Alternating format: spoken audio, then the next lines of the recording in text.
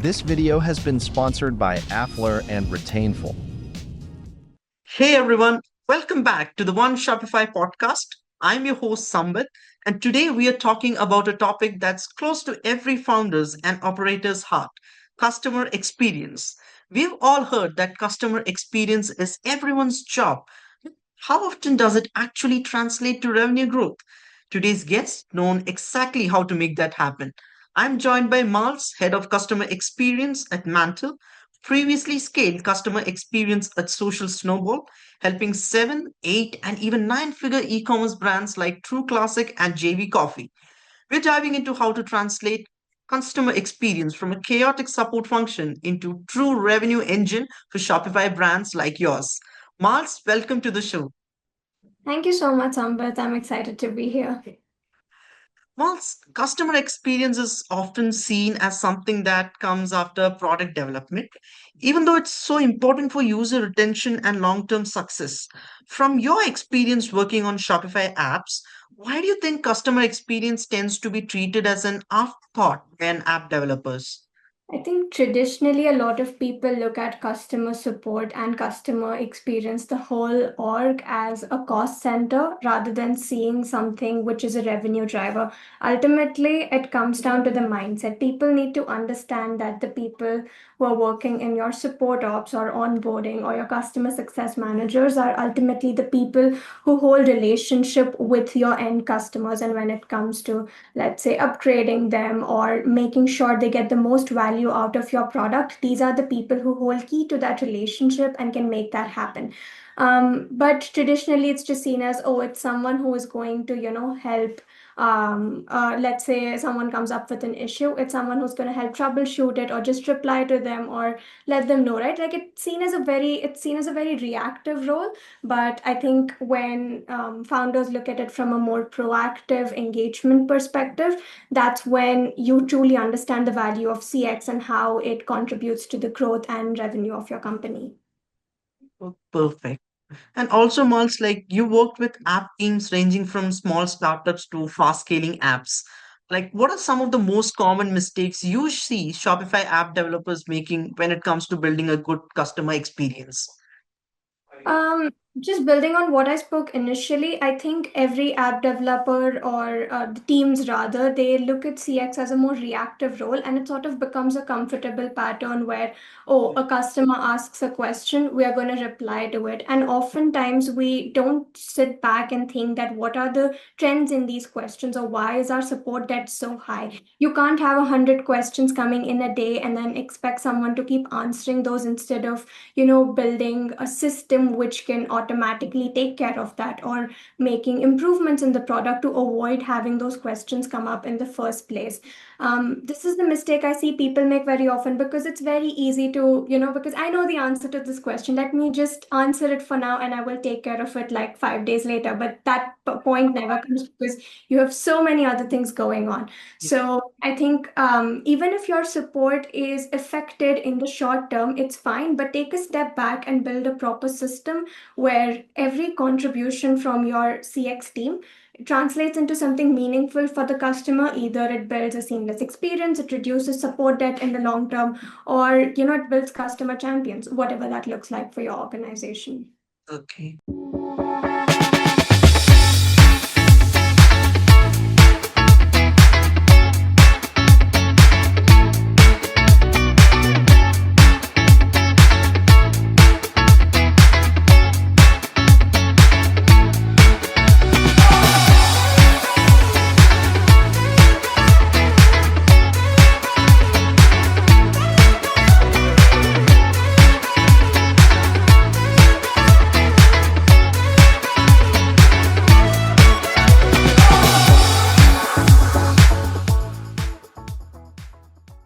And if you had to describe the chaos stage of customer experience from an app team perspective, when customer support requests, negative reviews, and poor onboarding starts piling up, what does that typically look like?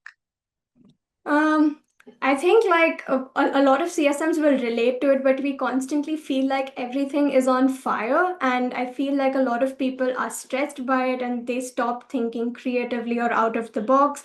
And I feel like a lot of teams have burnout at this stage, even though we have AI supporting us and helping us automate a lot of those mundane tasks. But one thing I would say is don't let it get to the stage where it's like everyone feels that everything is on fire and that you're not going to make it as a startup or whatever that looks like. But think back about think take a time, take a breather, think over your systems, think over your processes, and then try to figure out what the root cause of the problem is and try working on that instead of having this mindset like, oh, now everything's gone to shit and now it cannot be recovered. Negative reviews are like, listen, not everything can be positive all the time, right? You cannot please everyone. If you're building a product to please everyone, you're essentially building it for no one. You have to build it for a particular segment of users, and someone's always going to be disappointed by it. So my take would be take it in your stride, learn from that experience, and make sure that you try your best to minimize these things happening in the future rather than, labeling this as, oh, I'm a complete failure because this happened. Okay, yeah, a very important point you mentioned, Mars, like that if we have proper systems in place, we can prevent these things from piling up. Yeah, exactly. Yeah. And Mars, your phrase from chaos to clarity really stuck with me. What first steps a founder should take to bring order to their customer experience operations? I think the first thing is defining what CX looks like, and this can be very different across different apps. Like, let's say you are an app which has you're like for the mass market, that means you're going to have a very high customer base, and naturally, your support is going to look very high because of it. Whereas if you're more of an enterprise SaaS, you might have a fewer customers, but they might require more custom development, or more hand holding, onboarding process, implementation managers from the team, so on and so forth. So first is understanding what does your business look like, and founders know this the best. The second is realizing what your CX roles will entail within it. Like, do you need more CS support folks? Do you need more implementation managers? Do you need more onboarding people? Do you need more CSMs? I think people still it's so funny that it's 2025 and people still get confused and don't know the difference between what these different role looks like. People who are doing onboarding are expected to close deals, but no, that's the job of sales. People who are supposed to do upgrades and upsells are now doing support work. When there's this mismatch between the role description someone signed up for while working at your company versus what they're delivering on a day-to-day basis, when there is like no alignment there, then of course you're not going to get the results, right? So one is internally, I think every founder should define what does CX look like in their organization, who are the people they need for that specific role, and ensuring that that person is aligned with what they're supposed to deliver. I think that's where you can get started with. Most people today, when they have more support or CX related work, end up hiring a lot of people, no proper training. They're just thrown into the fire, asked to figure out things. And while that's a good way to learn in a lot of startups, it will cause more chaos than clarity. So sit back, think about the system, and then proceed to hiring and building your CX Yeah, function. fully resonate with that point, Mars. Like if we need to define the roles and responsibility of each person so that we have clarity on that. Yeah, exactly. Mars, can you share a real example where simplifying customer experience operations led directly to measurable revenue impact for you? I would like to talk about the company I previously worked at. I think we were constantly seeing a trend where people would sign up, and our product was great. It did everything we promised, and I think we were one of the best in the markets. But the problem was, it did require some amount of effort from the customer's team to get set up on it and actually see revenue which would move the needle for their business. And the reason a lot of people churned then was because they were not seeing this value fast. And in the Shopify ecosystem, we know something that merchants want the time to value to be really fast. What we did is we built an internal implementation guide and a team who will go into the customer's account and sort of implement these XYZ things, or like three things from the checklist which are very useful for the team on their own. So then there's an accountability with the customer as well. Like, hey, we've kickstarted this product for you, or this project for you, and we have done XYZ, and now it's up to you to get this over the finish line. I think getting them that initial sort of boost to set up the product fully was extremely helpful. And people then started taking more initiative and started going through the process.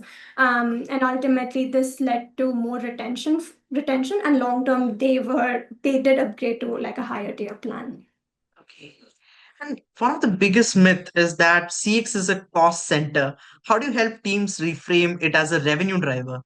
I think I said this in the first introduction paragraph itself. Like, these are the people who hold the relationships with your customer. In a lot of SaaS teams, I'm sure like people who are in the C suites, or who are like maybe, let's say, head of sales or head of onboarding or growth or whatever operations, are of course talking to a lot of customers. But on a day-to-day basis, it's your CSMs who are talking to them, right? And they know the ins and outs of the person's business. You at a superficial level might know what they're doing and how the company looks like, but CSMs knows what is like the business goal, which is most important to them. Are they affected by any seasonal fluctuations or any laws, like for example tariffs, they and how this specifically implicates their business. So since these are the people with that knowledge and that relationship, they ultimately hold the key to change things. So if you're doing like a pricing change, they can have this conversation much more comfortably than someone who has never spoken to the customer before. Right, right, right. And what kind of metrics or KPIs should Shopify apps be tracking to connect CX with growth? I think one of the most important metrics is the customer satisfaction score, and this can be measured, and this looks very different for every app. So you should define how it looks like for you. Does it mean there are payments on time? Does it mean steady usage of your product? Are they adopt? How does the feature adoption look like? What does your churn risk score say? It's a mix of that combined and baked into one. I think it would be a very helpful metric to track. Of course, I think the other metrics. And this might sound like it's more on the sales side, but I think we should also track how much revenue is being is coming from upsells, because I think CSMs are the one who are ultimately driving this. So tracking that is important, and of course retention, how much of the revenue was saved because of your CS initiatives. I will tell there's one metric I absolutely hate, which a lot of companies focus on, which is NPS, and Net Promoter Score. You basically send people a survey and ask them, hey, would you recommend this product to a friend? And it goes to random email inboxes. A Shopify app team might have 15 people and one of them uses your app, but it goes to 14 others and they're like, I've never heard of this, so zero. And that affects your score. That's not really what we should be measuring. So I think we should move away from these traditional metrics to a more sophisticated metric which makes sense for your team. We of course have a lot of AI ML platforms to help you calculate this in depth and personalize it to your business. So yeah, I think that's something we should focus on. Yeah, that point that you raised about NPS is like absolutely correct. Like we send something and they're not even our target customers. So why are we even taking their response? So, Miles, at Mantle, you're helping app developers too. How Mantle can help CX operations for app developers? Oh, I think this is my favorite question to answer because it's something I do on a day-to-day basis. So, as someone who has used Mantle as a customer before, my initial pain point before Mantle was that we have so many different platforms, right? Like your sales team is using HubSpot, the CX team is using Intercom, and then there are half the things on maybe a ClickUp file or a Notion file, or on maybe GitHub. And there's of course GA analytics and tracking doing its own thing. There's no singular place where I can get a unified view of how an app business is performing. Every team is in a data silo and they just know what's happening within that platform and the people they're speaking to, but there's no one unified view. And as someone who is probably in charge of the customers for a particular company, it's my responsibility to have like the full funnel view and see how these different dots are connected together. So that's where I think Mantle plays a very important role. It's like helping all the folks on your app developer team sing from the same song sheet. So exactly what the marketing and initiatives are, how much of that is contributing to installs and subscriptions and upgrades, and then you can also backtrack and see out of in that funnel when it goes from installation to, let's say, subscribe and upgrade, what CX initiatives were played between that funnel, which helped contribute to it, or what are the things we lack. I think the other thing which Mantle can really help with is seeing what your feature adoption is like. It can help automate sending. Sorry, just a second. Can I go over this again? Yeah, sure, sure. Okay. Yeah. Uh, I'll just take a All second. okay? Yeah, I lost my train of thought. Okay. Okay. So, can you ask me this question again? I'll then Yeah, answer. okay. So, Mars, at Mantle, you're helping app developers too. So, how is Mantle can help CX ops for app developers? I think this is my favorite question to answer since I work with app developers every day. So prior to Mantle, working at Mantle, I was also a Mantle customer. And the biggest pain point I had back then was there was a data silo. Every team in our company was working on a different platform. The sales guys were on HubSpot, we were on Intercom, and then there were other marketing and growth teams which were using GA, Google Analytics to track, what the conversion rate was. But I never got a unified view to see light from the very first step, which is they viewed our app store listing to the point where they subscribe to a paid plan and then, maybe upgrade it. Now, if there are things living in different places, it's hard to connect the dots and see exactly where we are failing or what we can do better. So that's where I think Mantle coming in was super, super helpful, because it gives us a unified view of the data. We can see exactly from the very first touch point to when a customer upgraded or churned, and that helped us track the full customer journey. We were able to see what exactly in the onboarding process, where the customers were dropping off, what are the things where we could do better to support them, more effectively. And Mantle has like a bunch of tools to help you do that. We have flows and email automations. So let's say someone installs the app and they did not complete the onboarding list which I had sent to them. This could be a funnel event I can track and then send them an email asking them like, hey, these are the things you need to do to, if you want to see revenue out of the app, or you want to increase your AOV, whatever your USP is. So I think that automation really helped. The unified data flows really helped. And the second thing is tracking metrics like, let's say, churn. There are different types. Again, there's revenue churn, there is the logo churn, subscription churn. All of these metrics are calculated very differently across different platforms. And since Mantle is specifically for Shopify app developers, it knows the nuance of the system. So I get like a more accurate representation of my data. I can go on and on about it, but like this is what the pain point which actually captured my heart as a customer, and I still advocate I advocate the product for the same reason. Yeah, absolutely, Miles. Like if our team itself is using different tools, we cannot keep track of the customer fully. So it's good that Mantle is able to solve this.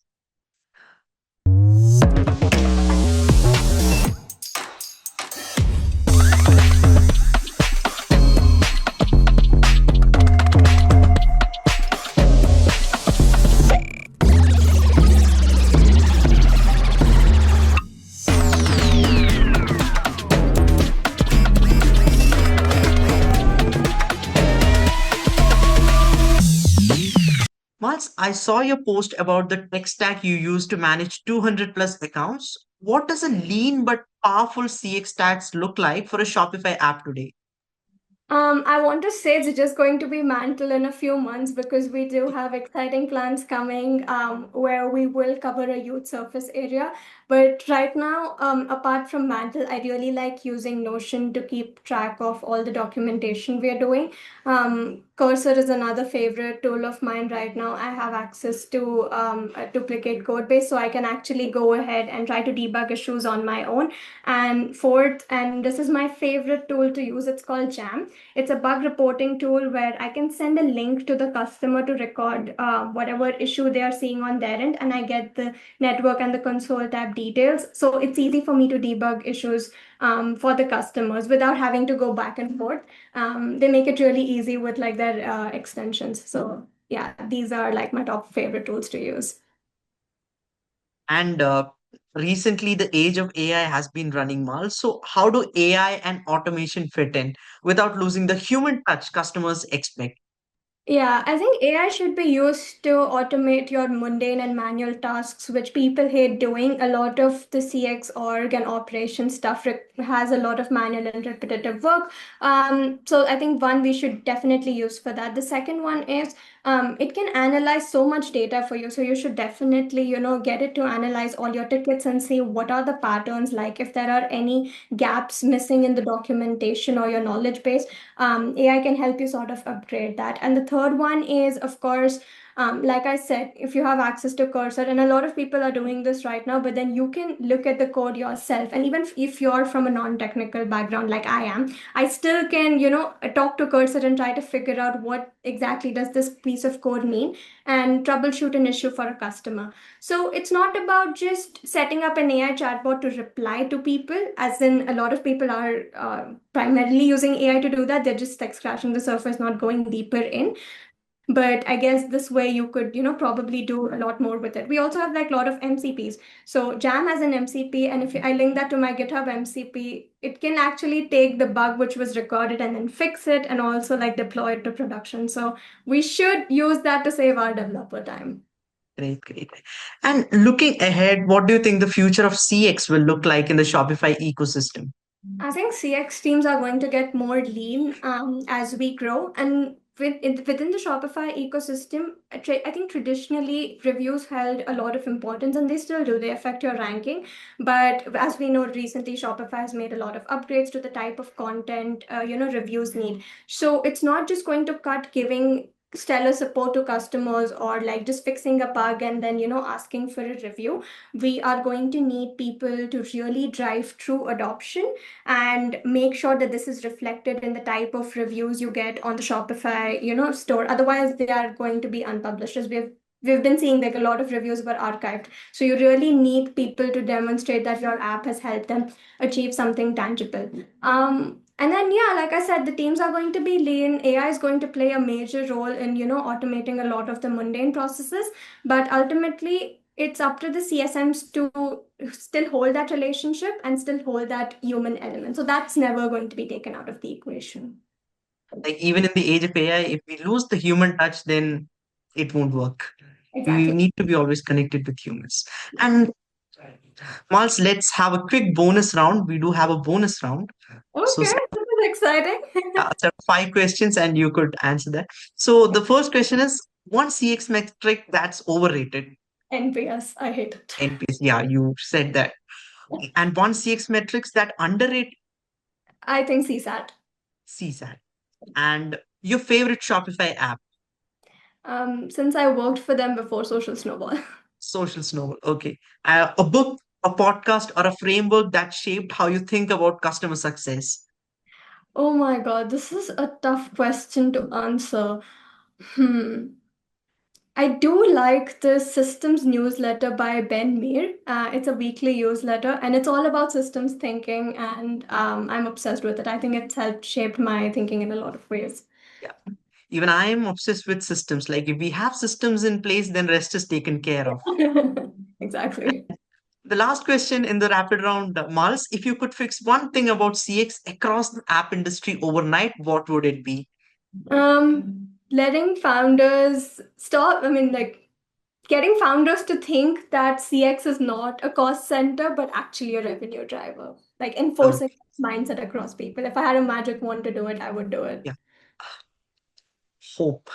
Hope so the founders take this insight from Yes. this podcast. So, Mars, this was such a refreshing conversation. I love how you break CX down into something not just operational, but deeply tied to growth. To all the founders and operators listening, if you've been treating CX like a cost center, I hope today's episode shows you it's actually one of the strongest growth levers you have. Don't forget to subscribe to the One Shopify podcast, drop us a review, and share the episode with someone who's still using CS as just support. See you next time, and thank you so much, Mars. Thank you.